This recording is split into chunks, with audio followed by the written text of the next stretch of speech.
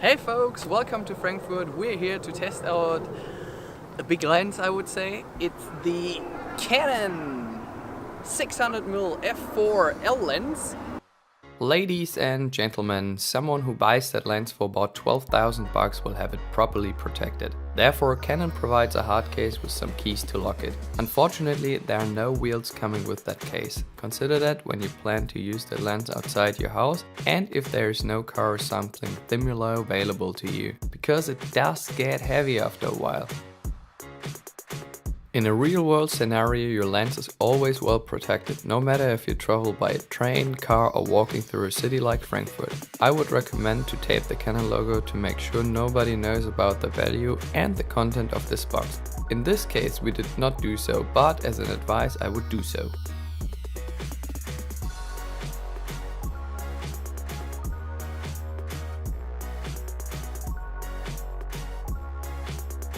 And that's how it looks like, the 12,000 buck lens in this well-built case. In this case we are testing the predecessor, so you bear that in mind that there is already a Mark II version of it. If you want to use that lens for sports, wildlife or landscape photography, you may test it in advance. This and many more telephoto zoom lenses are available to rent in Frankfurt's best camera store, GM Photo.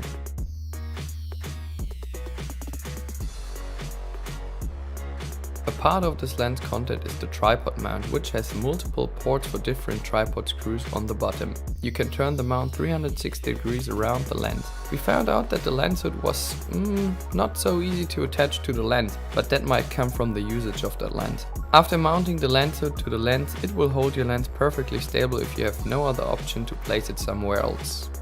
If you plan to use the lens for reportages and you need to use the manual focus, be aware that you need more than one hand movement to go through the entire focus range of this lens. The focus ring is well built and is as the entire lens dust and splash protected and feels pretty good.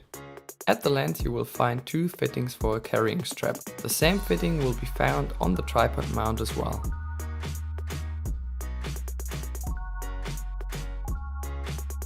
Besides the good working image stabilizer, you have always manual focus control about your lens, and you can switch between autofocus and manual focus if you wish to do so. The closest focusing distance may be switched between 18 feet and infinity, or 18 to 53 feet or 53 feet to infinity.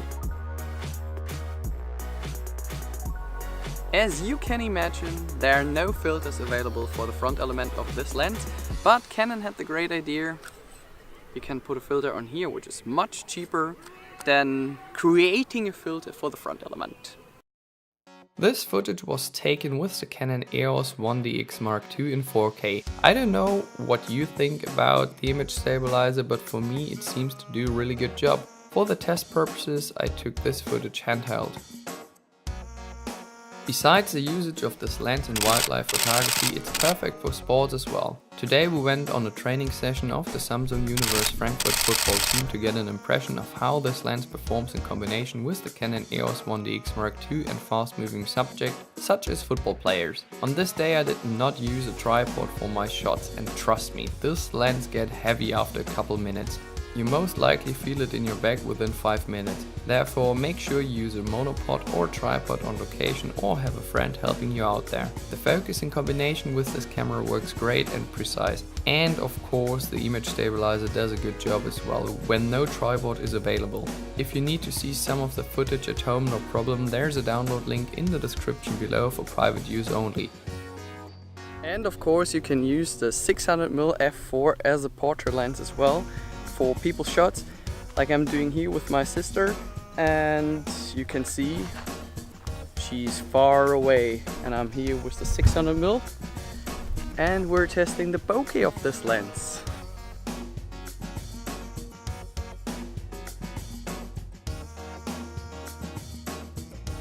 Yes, you can use this lens for portraits as well, but I wouldn't buy this lens for portraits only. If you still want to use it for portraits, perfect. You get a nice and creamy blur background with your subject totally isolated from the fore background. Starting at f6.3 you will notice that the sharpness increases at the edges, but you might still get some blur background at the smallest aperture of f32, which depends on the distance to your subject that you're shooting.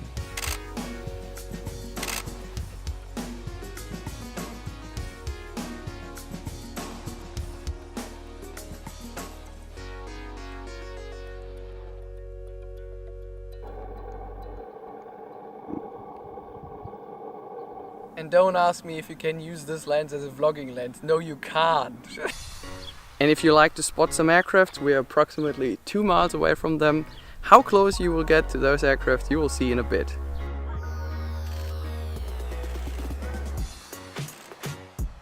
If you're an F-geek and you love to take some stunning detail shots of aircraft, this lens might suit you very well. The first Airbus A320 was approximately 1 mile away, so as the Lufthansa A321. And you're still able to identify the registration and other details, like on the Boeing 747 by Lufthansa as well, which was roughly 2 miles away from my camera. Are you into wildlife photography? It's a perfect lens for this. I will show you some examples in a bit. If you like to shoot ducks, rabbits, birds, dogs or a lion during your next safari, I promise you get close enough to them without disturbing them in their natural behavior. This is one of the major benefits of having such a huge focal length. The open aperture of f4 lets you focus your subject and blur out the background completely. If you ever wanted to count the craters on the moon, with this lens no problem at all. I recommend using a 2x converter as well and try how close you get then. Let's get to my last point, the bokeh of this lens. It's f4, but with the focal length and the full frame sensor, you get so close to your subject that you will wipe out the fore or background completely. The closer you are, the more blurry the background gets. Bear that in mind that you need a minimum distance of 18 feet. The biggest advantages of this lens for sure are the focal length of 600mm, the open aperture of f4, a good dust and splash protection, and that you keep the natural behavior of all your subjects because they might not see you. Of course, there are some disadvantages as well, such as the heavy weight. The lens gets a bit front heavy and the price is not the cheapest for a telephoto lens. Last but not least, we don't have any wheels on the hard case. Many photos are available as a download, just take a look in the description below, they are for private use only. So folks, I hope that you enjoyed watching this review in English. If you have any wishes in terms of a review that I should do for you, leave me a comment below and I try my best. Bear in mind, if you ever pass through Germany, to stop in Frankfurt's favorite camera store, get your sensor cleaned and buy some good equipment. See you soon, bye bye.